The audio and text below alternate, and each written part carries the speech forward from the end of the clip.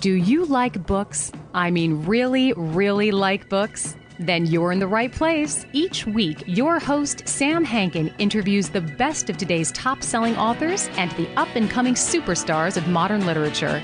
This is The Avid Reader. Here is your host, Sam Hankin. Hi, everyone. Welcome to another edition of The Avid Reader, brought to you by Wellington Square Bookshop.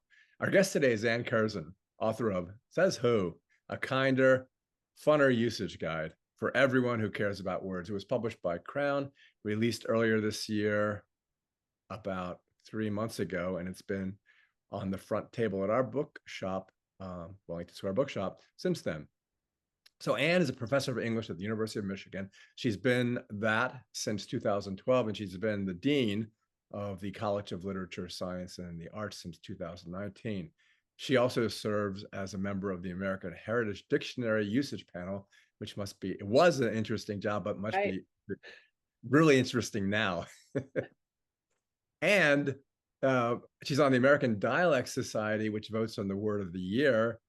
And to surprise to me, 2023's word was enshittification. And I thought, oh, it's got a curse word in it.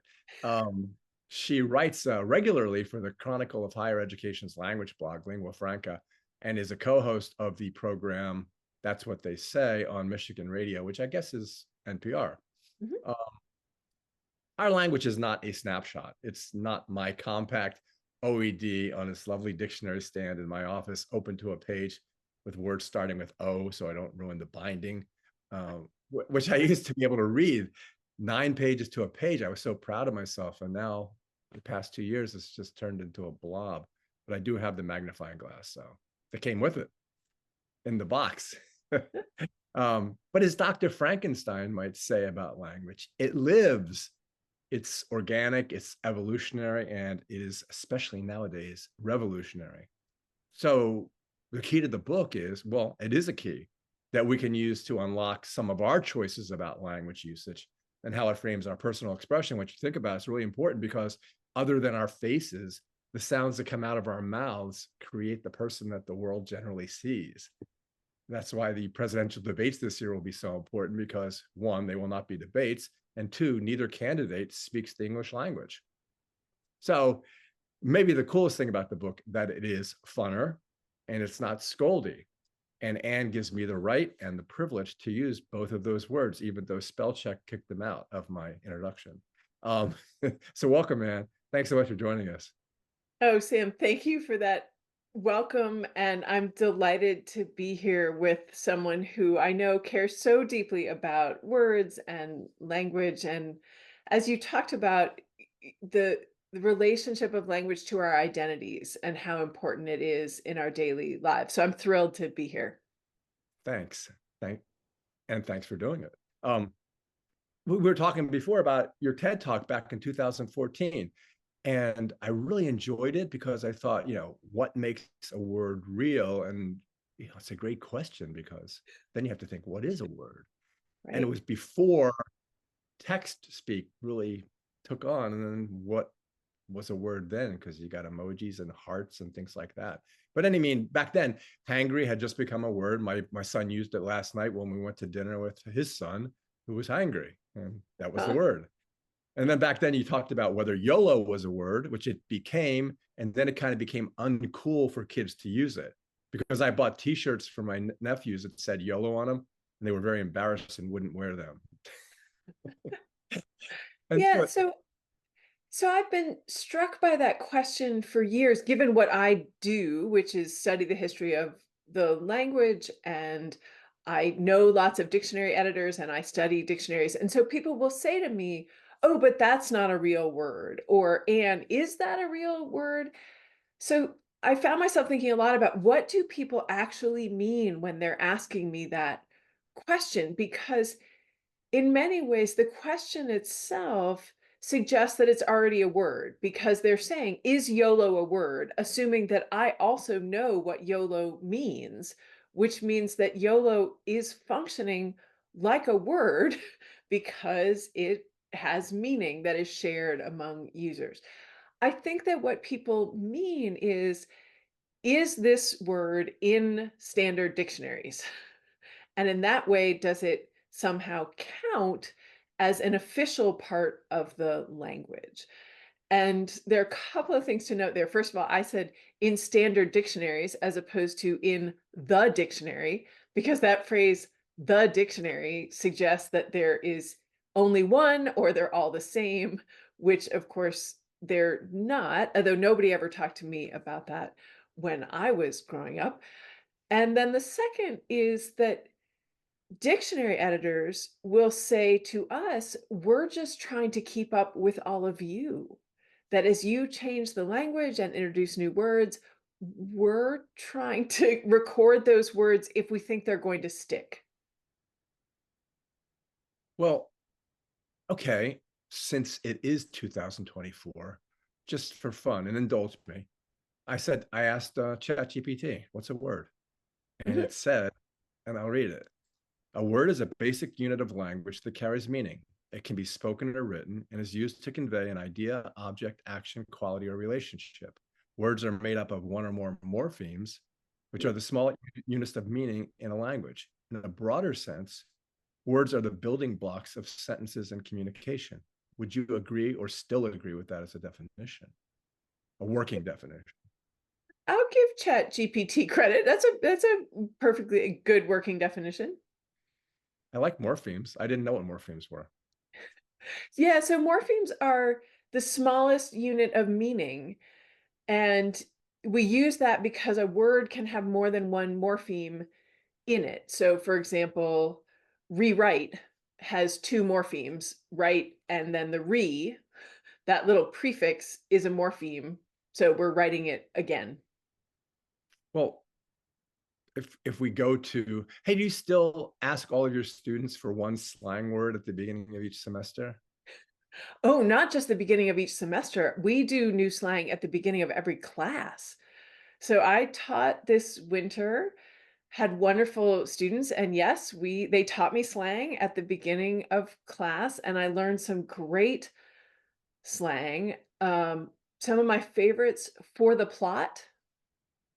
So there's a whole set of slang around narrating your life, which students are doing, be that their experience with video games and social media. There's a set of slang about that. So for the plot, which you can use, for example, if you're scared to do something and you convince yourself to do it and you say, okay, I'm just going to do it for the plot because whatever happens, it will be interesting. It will make for a more interesting plot in my life. Or if something bad happened, you could say, oh, I really wish that hadn't happened, but for the plot, it's part of the narrative. So they have that. They have to drop the lore or to unlock the lore. And I love that the word lore is slangy right now. And that would be to provide the backstory. So, oh, I'm going to need to, unlock the lore on that person or that event. And one student said to me, oh, part of college is I'm accumulating dad lore. So Yeah. these are the stories I'll be able to tell my kids at The, some point. the funny thing is that I got your word of the year. The the Oxford English Dictionary picked Riz, Yeah. which I'm thinking, I don't know. I know what it is. It's a romantic relationship, I think. But it's like, Well, so or is it? students have described Riz to me. So you can say someone has Riz, which we might, at my age, we might say someone has game. Oh, okay. That ability to flirt with someone, talk them up, and so you can also riz someone up, Uh, well, which it's because I'm so glad that I have a 16-year-old stepdaughter because she keeps me up on all these bet, no bet. I had no idea what Mhm. that meant. And the other one is, which is my favorite, is she says huzzah. And I'm saying, why are you stealing my word? Well, and students this semester said, well, and do you know about yap? And I said, "T- as in to talk, like someone's just yapping? And they said, yeah. And I was like, oh yeah, that's not, that may be cool again, but that's not new. So, but what I love about the way you're talking about your stepdaughter and her teaching you about slang or students teaching me about slang is that it legitimizes the slang to say this isn't bad English, it's not young people ruining the language. It is actually creativity at its best. It's young people playing with language. They're using language to push on the boundaries to distinguish themselves from older people. And not all of it will last, but some of it will. And it so often people criticize young people as somehow ruining the language, and they're not. They're, as one linguist describes them, they're the movers and shakers of language change.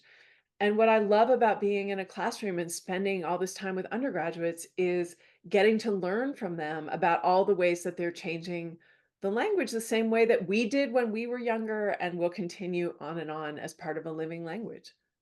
Yeah, and as an old man, there's always a part of me going, these kids today, just like my dad said to me, and Right.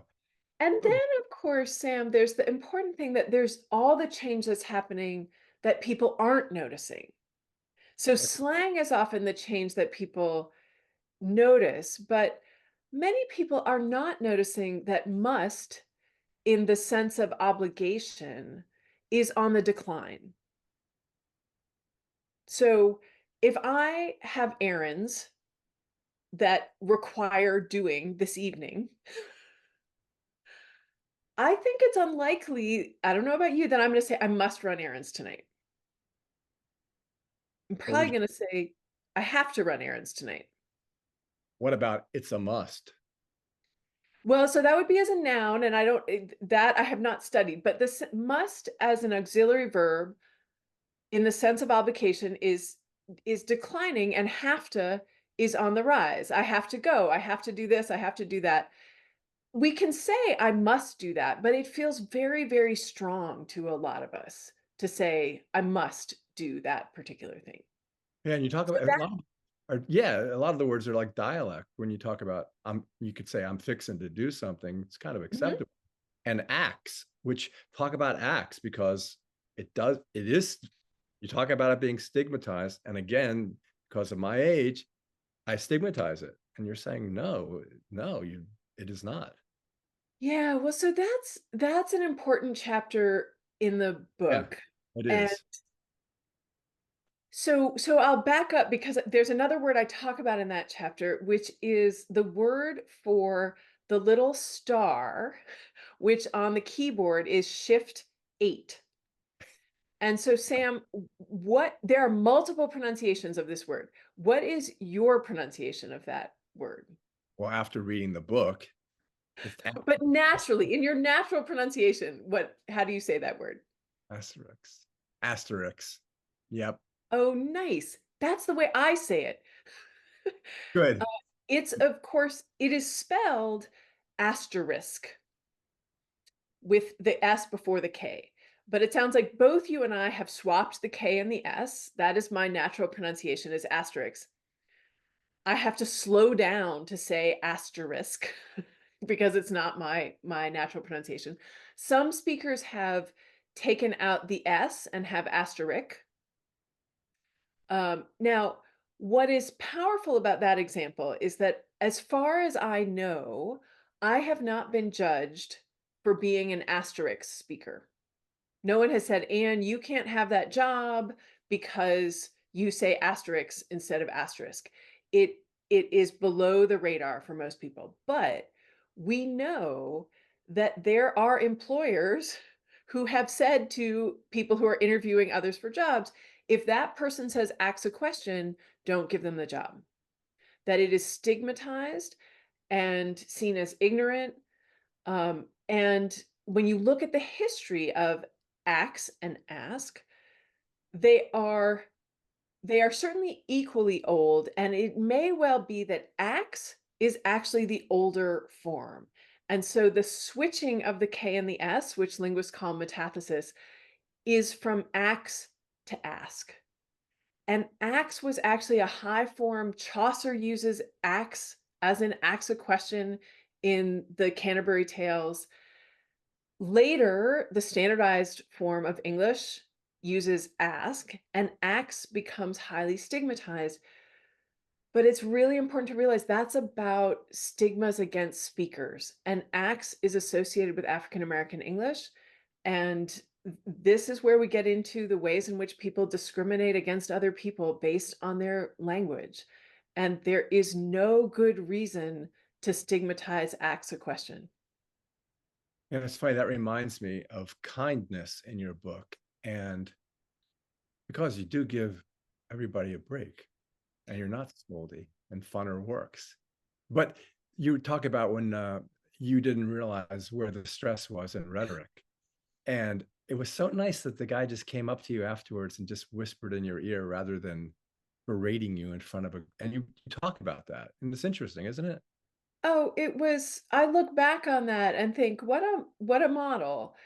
Um, so sometimes people will say to me when they hear me talk or they read the book, you're just saying everybody can do anything all the time and there are no standards. And what I'm actually saying is let's redefine caretaking. And I think that of a language. And what I've seen happen is that people will think about caretaking as knowing, quote unquote, the rules, the things that you learn in school, and enforcing them in all situations and telling people they're wrong. This is the right way, this is the wrong way. And that's good caretaking. And the book is designed to argue that actually caretaking is being curious about the language, understanding how it works, understanding where these rules come from so that you can actually distinguish the rules that are helpful and the rules that are not helpful. And then think about how you're going to help teach or use those rules in a way that is kind and inclusive because there isn't one right way to use the language. There's a formal, edited way to use the language in writing. There's a effective way to use the language in texting. There are informal ways.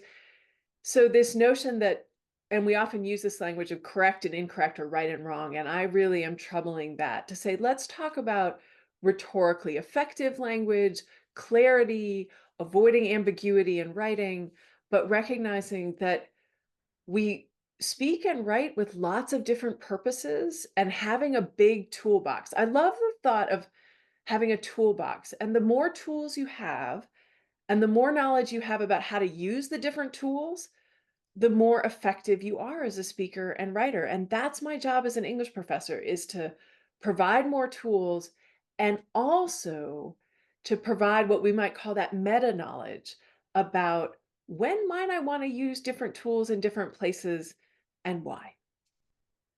Well, the obverse of that was when I originally, no, when I first realized what text actually was. I texted something to my nephew Spencer, and he wrote back, and I was appalled. I said, Spencer, there's no punctuation. You've misspelled words. You use the number for four, and you use the letter U for you. Don't do that kind of stuff. And he goes, did you understand what I said? And I was stymied. I said, yes, I did. And then I started, it got me all confused. Am I supposed to be scolding? It seems like I should be. It's a different thing than what you're talking about, Mhm. but it's text speak. You can do it. You can do it. And that's where I, But I would I would think about it in terms of choices. That we're making choices as speakers and writers. And so one of my favorite activities with undergraduates is that we together, although largely it's them teaching me, create an etiquette guide for texting. So this means that they are sharing with me the rules for how to use language effectively in texting. One of my favorite examples is that in texting, if you end a text with a period, you are signaling that you are, I would say, serious at best, and they're probably angry. yeah, And I did not know that until the first time I did this exercise with students. This is now many years ago. And then we talked about the difference between one exclamation mark and two, and the winky face versus the smiley face, and all these ways in which What young people have done, and I think this is brilliant actually, is they have repurposed punctuation to do some of the work of tone and facial expression. Because of course, texting is moving very fast, but it's doing that without the benefit of context, such as I'm smiling right now, or I'm laughing, or you could tell from my tone that this is serious or not serious. So they've needed to adapt parts of the written language to do that work.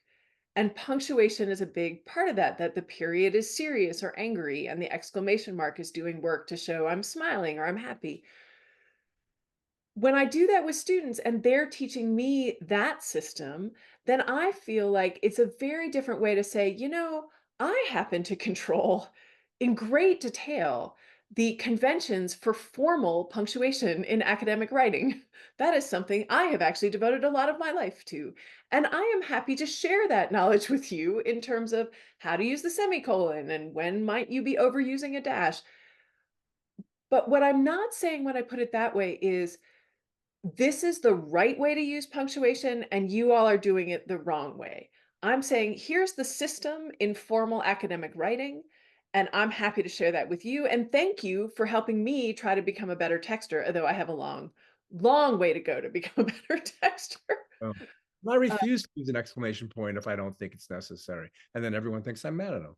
Right, right, because texting has developed its own conventions.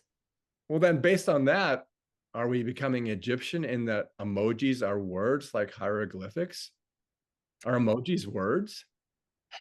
Gosh, I will say we're moving outside my area of I study. know, I have sorry. not spent a lot Sorry. of time on it, so we may do better not to go there because I'm not going to Yeah, be super we should impressed. stay to the book, and I tend to stray. I apologize for that. Oh, it's okay. But what about again, I'm not really going to the book, but I'm still going to ask it. What Yeah. about things like circle back or when someone signs something best? I don't know what best means. Should I? Well, as I will admit, Sam, that I am someone who signs my emails with best. So I think of it as a shortening from best wishes. And when I'm being more formal, I say best wishes. But at this point, these are conventionalized openings and closings. So, in the same way that at this point, dear, as in dear Sam,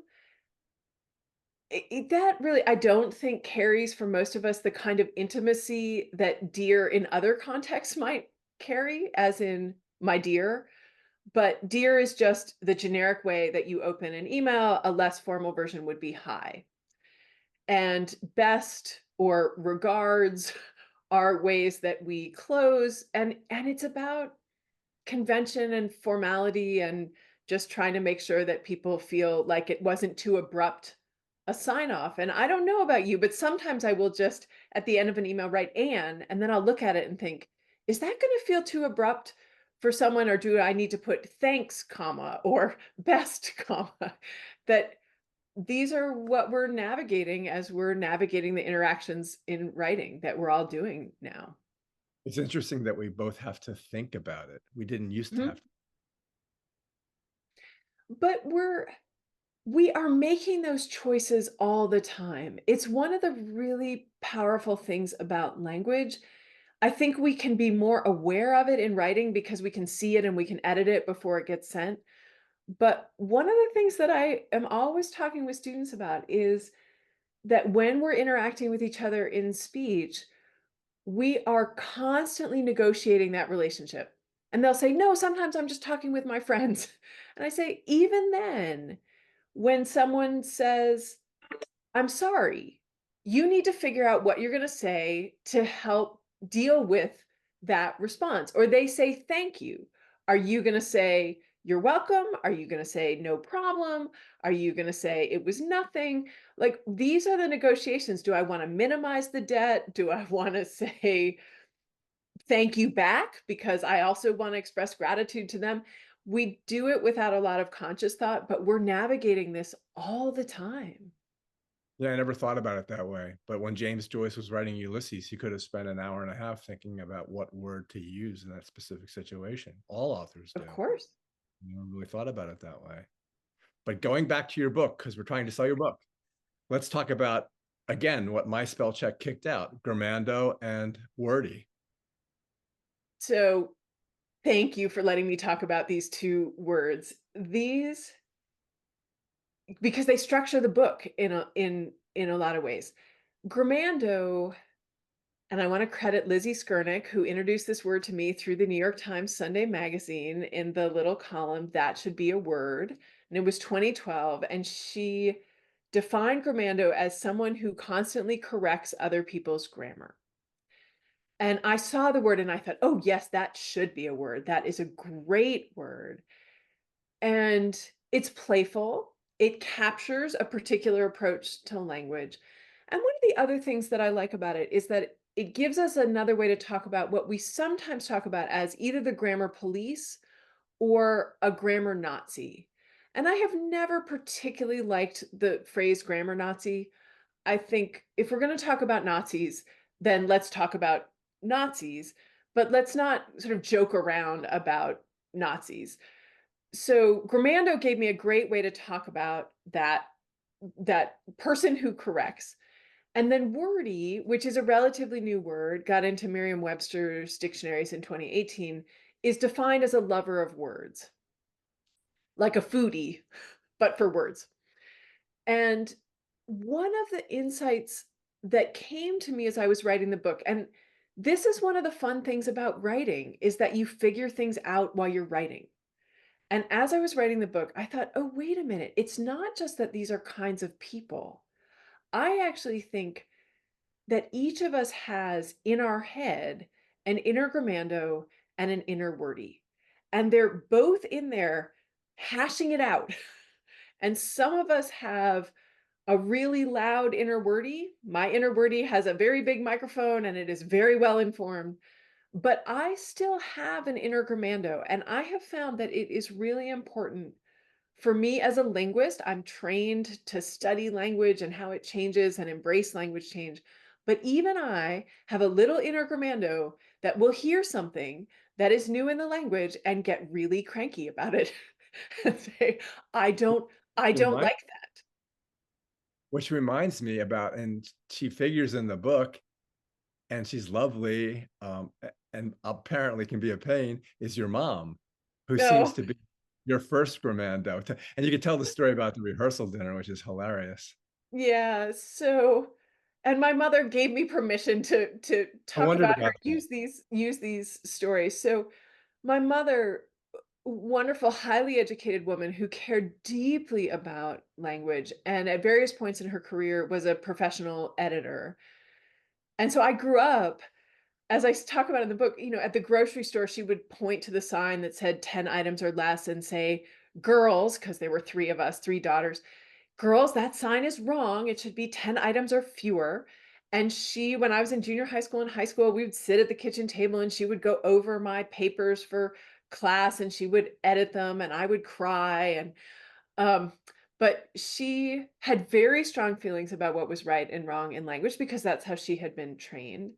And the wedding story is that at the rehearsal dinner for my older sister's wedding, my younger sister was giving a toast, and at some point in the toast, she said, "For my husband and my mother from the back of the room pipes up, and me in the middle of the toast."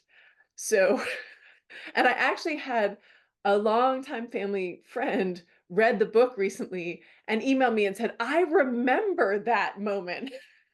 at I the would remember it rehearsal. too. I've said things at rehearsal dinners that people remember, but they weren't as they weren't as good, and they shouldn't be remembered. Um, But my mother also and was deeply she was a wordy too, like you said. It's both of them. she was a wordy, and and as I became a linguist, she was really excited to learn about linguistics and think about language in a different way. What I think has been important and helpful for me is to naturalize and have empathy for our grammando impulses. And linguists will sometimes criticize going grammando as if it's an unnatural part of a language community. And I actually think we're going to have those responses. We're going to hear things and think, I don't like that. And I do know that the title of the book, the fact that I put funner in the title of the book is going to make some people cringe because many of us learned growing up that funner, quote unquote, sounds terrible. And I will say to people, well, how do you feel about the word runner? And they'll say, well, runner's fine. And well, of course, the two words do rhyme, but we don't like funner because many of us grew up being told funner sounds terrible. And and I have empathy for that. If that has been naturalized for you, then that's the way it feels. But what I am hoping is that we can pause and think, okay, how justified is my inner grammando at this moment? And do I need to voice this unhappiness at this moment, or do I just keep it inside my head? And that's, if we take an example where people sometimes get cranky, which is literally used to mean figuratively, right? Right. And some people will go grammando on other people when someone says, I was literally climbing the walls. And they'll say, you weren't literally climbing the walls. And my advice in the book is you knew what they meant. They were being emphatic. Just giggle inside your head. When you No, imagine them literally climbing the walls, just giggle in your head. no, I'm just going to constantly correct them. Sorry. Can't do it. There's more subtle ones, and it also involves a funny story that you tell about words like dig and dug and drag and Oh my drug. Tell that story. It's embarrassing gosh. to you.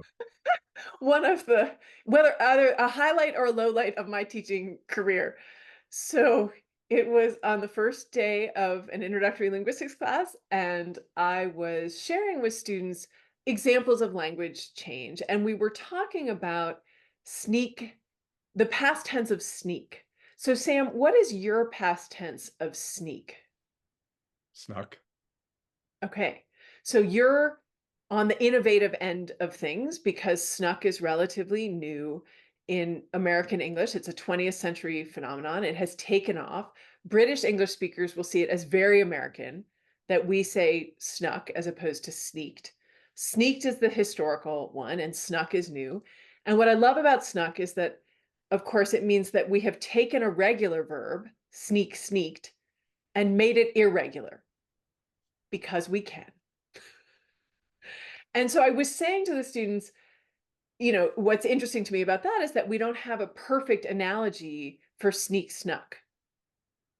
You have peak, but the past tense of peak is peaked.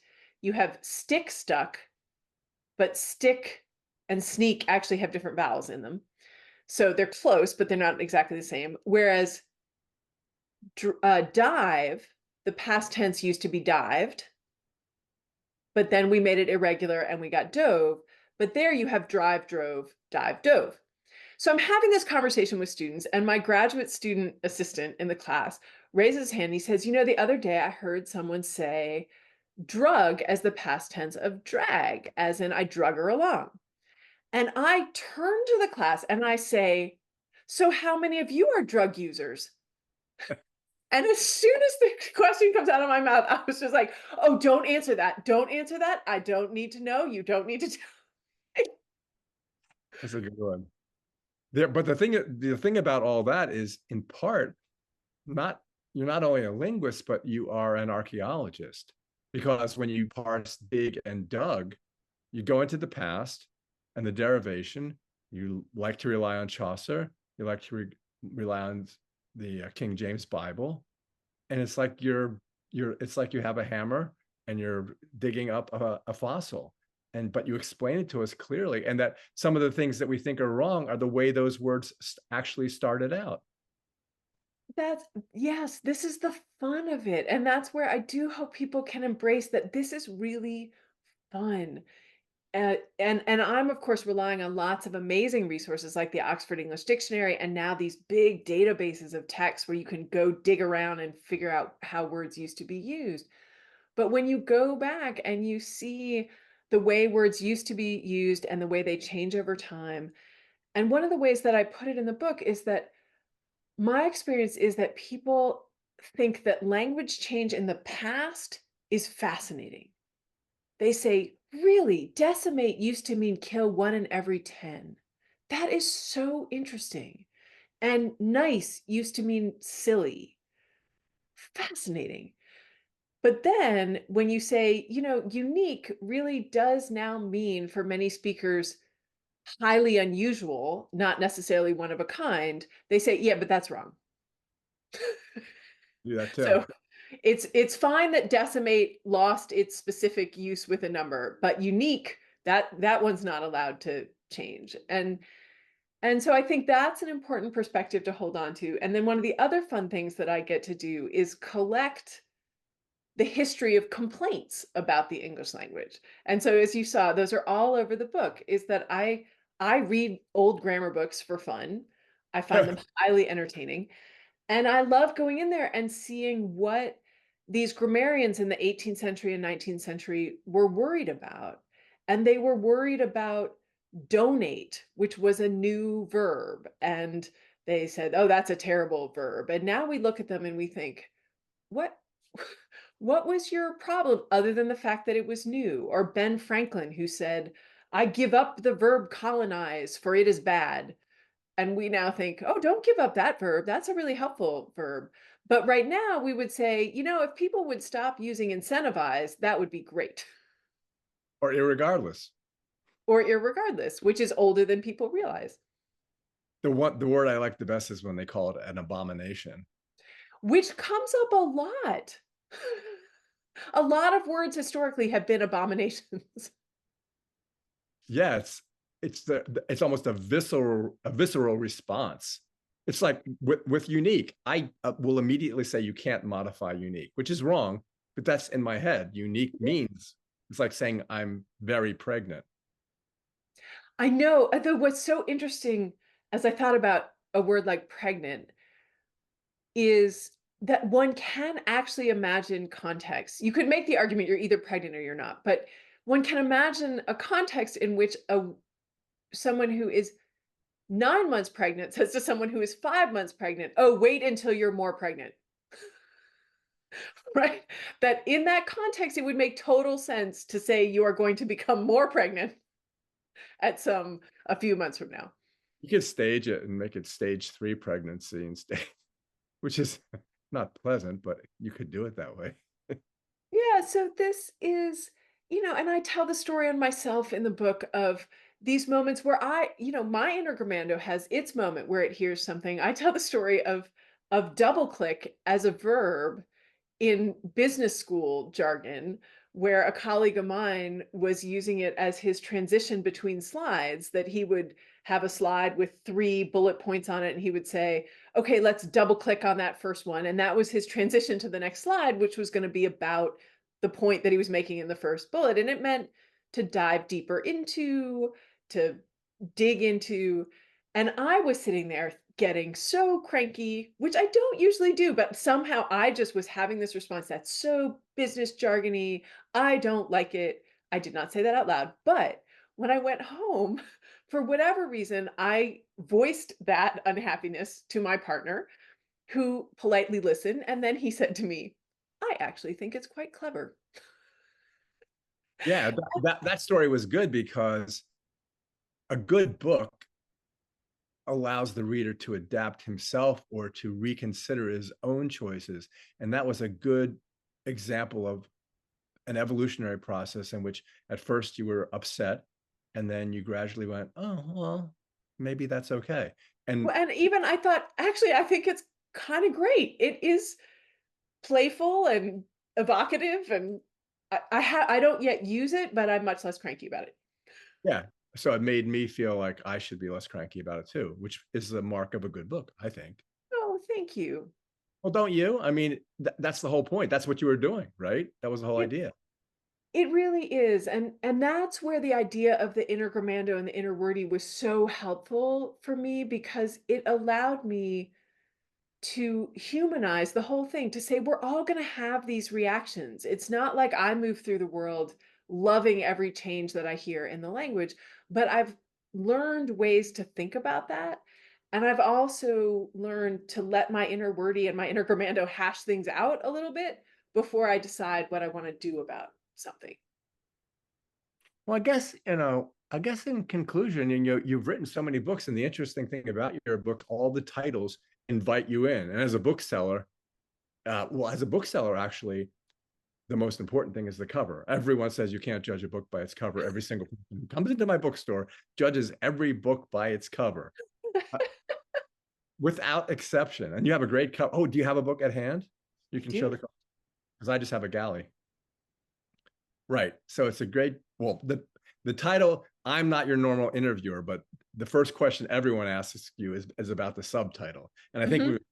we've explored it, but that grabs everybody. That word funner, I've seen people pick up the book solely because of that word. And that's what either you or your editor or the publisher decided. No, it was your idea, right? It was your idea.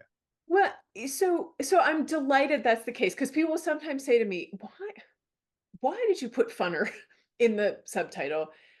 And and I have a few reasons. One is because I really do hope the book will be fun for people and that it will be both kinder and funner than other usage guides people have encountered.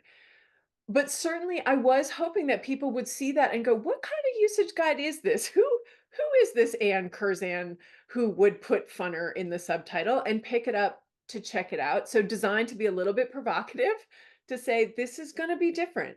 And Yeah. that the Provocative. first I mean, the first paragraph, you open it up, and then the first paragraph has a little black dress and stiletto heels.